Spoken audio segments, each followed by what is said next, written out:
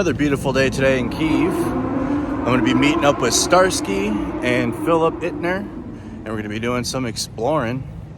I think we're going to go to Maidan Square and also check out a few other locations. I feel like it's a perfect time to do that, especially after the good news of Ukraine Armed Forces hitting the Kerch Bridge again. Let's get it. Hey, buddy. Hey, buddy. Phillip. This is for you. Oh, what's this? Not a beer. This is what's called kvass. Oh, okay. And it's made like beer, but it's not fermented. So there's like a negligible alcohol. It's like a kombucha. This is kvass. All right, here we go. Cheers. All right, cheers to your good health on a hot day. That isn't bad. It's refreshing. It actually isn't bad. It's refreshing is what it is. And that's why they sell it. It's meant to, it cools you down on a hot summer day. That is actually effective. The other hand, it was intense. It was so intense with like the match. I missed the most. Back on February, 22nd of February. So, I know, I saw this.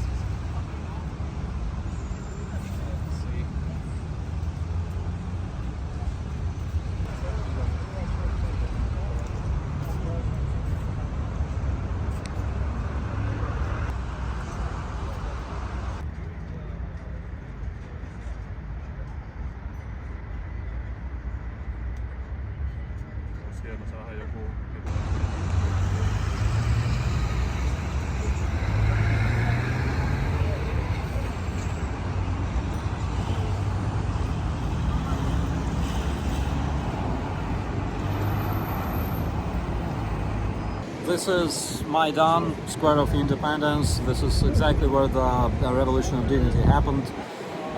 This is where more than 100 people died due to the sniper fire. Snipers stationed in that hotel, Ukraine. And this is where it all happened. There were massive numbers of people here, stage over there, tents and everything. And all the people were here armed with Molotovs and stones and things like that. So it was here. My latest clash with the police was under the bridge. Basically, they tried to storm the Maidan from those streets, and they failed, obviously. And then in the morning, it was the day when they attempted also to storm the city hall that was kept by revolutionaries. When they failed, they retreated up there, and that's exactly the street where you could see all those people that were killed due to the fire by the police. So this is the building of labor unions, I believe, and it was completely burned down during the revolution. They rebuilt it, and then they wanted to open KFC there, which people thought, like, are you freaking crazy? Like, there's no way there will be a KFC in this building. That's why they protested it, and this is what we have now. I remember during the revolution, we barricaded this building. I had to use, some tables and stuff from the office. So I took like a piece of paper and I wrote, I'm very, very sorry for taking this, these tables, this furniture, but we have to barricade this building from the corrupted police. It was burnt to a crisp. Yeah. I mean, I remember coming down here and the thing was just gutted. Really? It was absolutely gutted. I can imagine.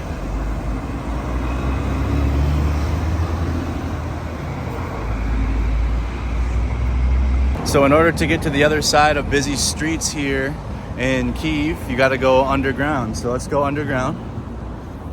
It's a hot day today.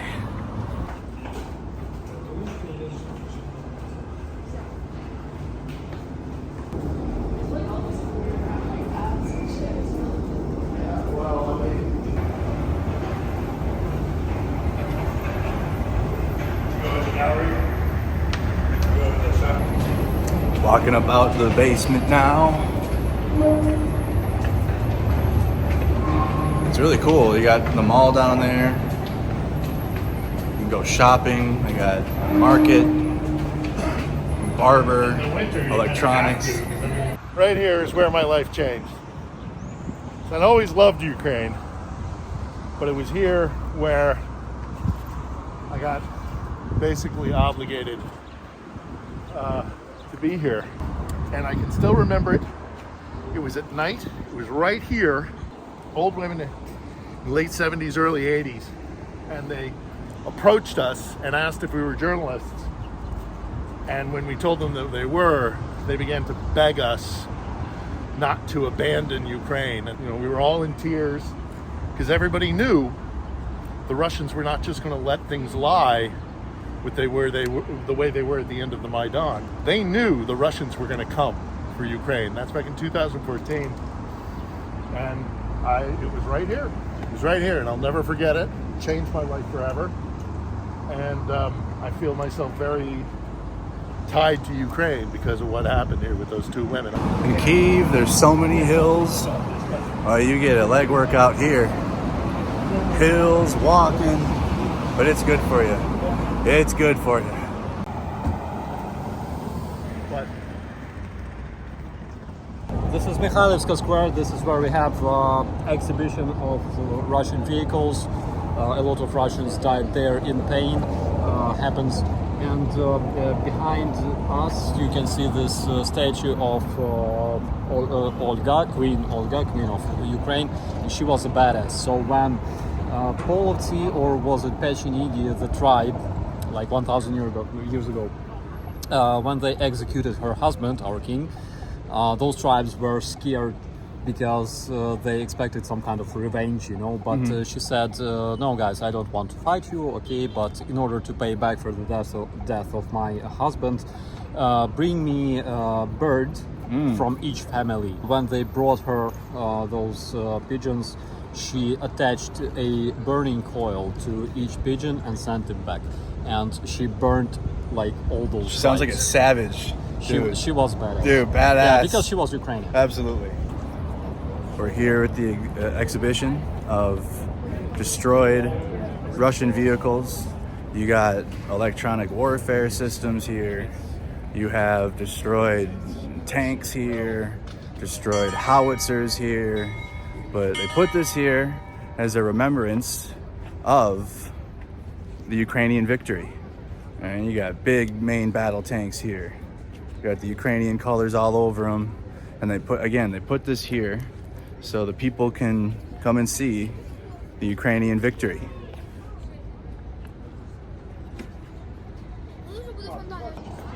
Some of those vehicles come from Hostomel. That tank, I believe, I saw it near the hangars. Also, this like radio electronic warfare machine that you can see there was also brought from Hostomel, and this specific one, it was parked under the wing of Mriya airplane.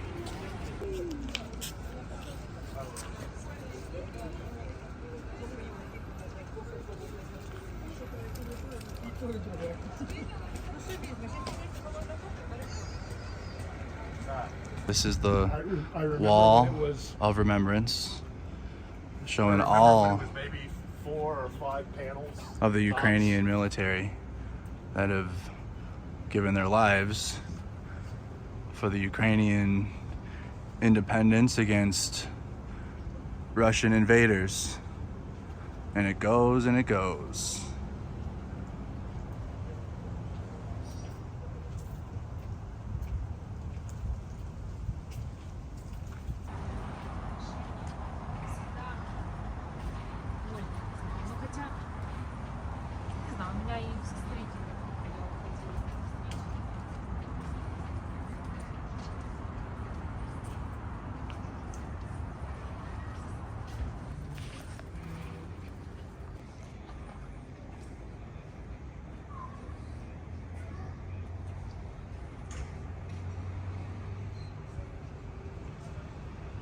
So now we're in the park of Vladimir the Baptist, getting some nice views, getting some shade from the trees, because it is a hot day today. I was found drunk here. I almost remember because I was drunk many years ago. The park of Vladimir the Baptist, Ukrainian king in the times of the Kyiv kingdom, 1,000 something years ago. So he baptized Rus because Kyiv Rus was mainly pagan. There were a lot of people who prayed like gods of sun, gods of land, and stuff like that. That's why he forcefully brought people into water in Dnipro and baptized them. Jeez. It was crazy. I mean, a lot of people didn't like it, but this is how we have Orthodox Church here in Ukraine. This is Volodymyr the Baptist. Okay, he, as if he says, "Go into the water or I will kick your ass," because those were like rough times back then. We're talking not about medieval times, we're talking actually about like dark ages. Over there you can see the left bank of Kyiv. Unlike the right bank of Kyiv, is mostly flat because we're standing on a top of a hill, like big hill, and there's a lot of hills on the right bank of Kyiv. That is a pedestrian bridge to Truhaniv Island. I was drinking there too back in my days.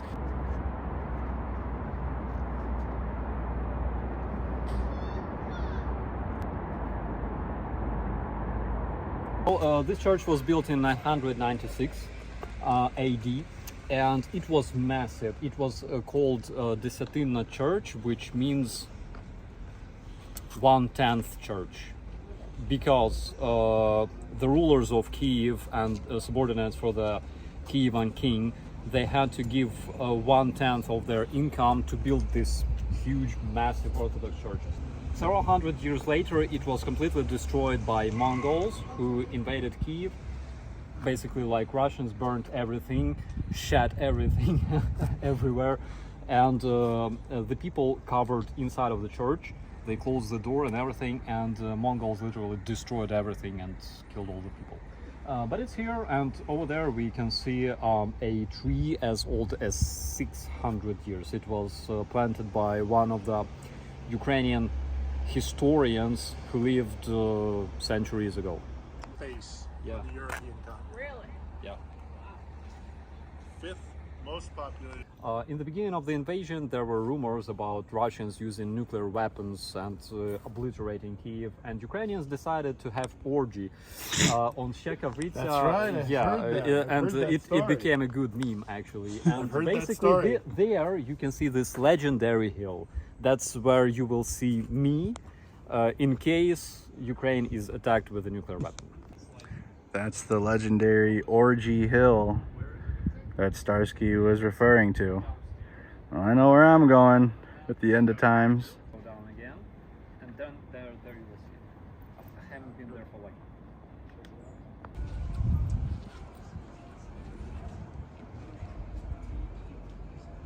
So this is the Andriyivskyy Church, Andriyivska Cerkva, named after Saint Andrew, basically. One of the most beautiful churches in Ukraine, and it's located on Andriyivskyy Descent that goes all the way to Podil. And behind this church there is a castle, and behind this castle is a bunch of old houses that existed here like hundreds of years.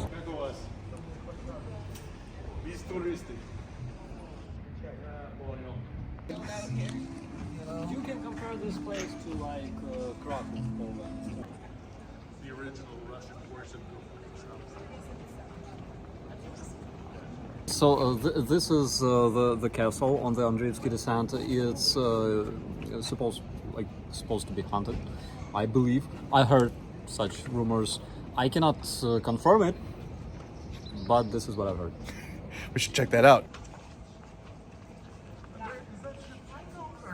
Franco. That is Not with the building. that one.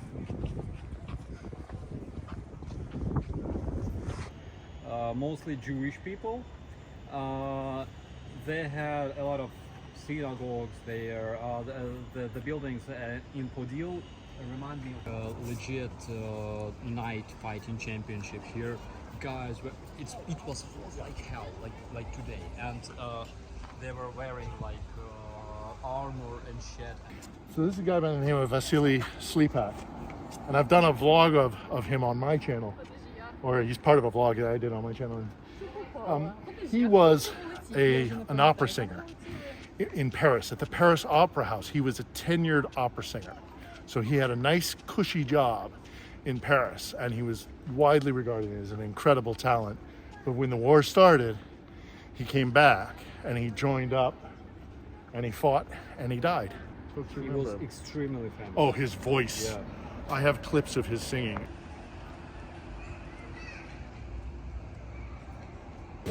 We're now walking in the Podil district. It's in the southern, after the St. Andrew's Descent, and this place is just absolutely beautiful. Walking down, we're in the main street of Podil. Awesome. We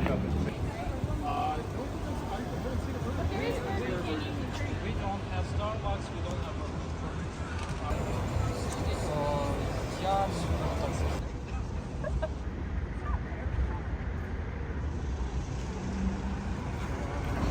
Ships. The 13 colonies joined up. Both were. That's how I can merge. This is the river station.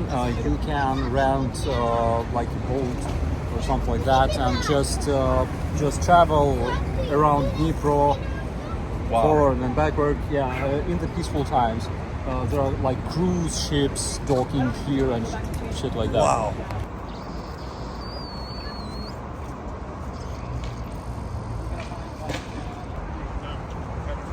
Yeah, now I'm starting to make it in my head. Like, okay, I've got to put my bearings down.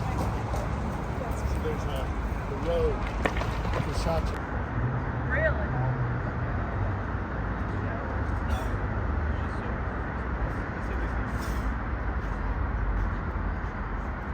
Oh, and just like not that decided.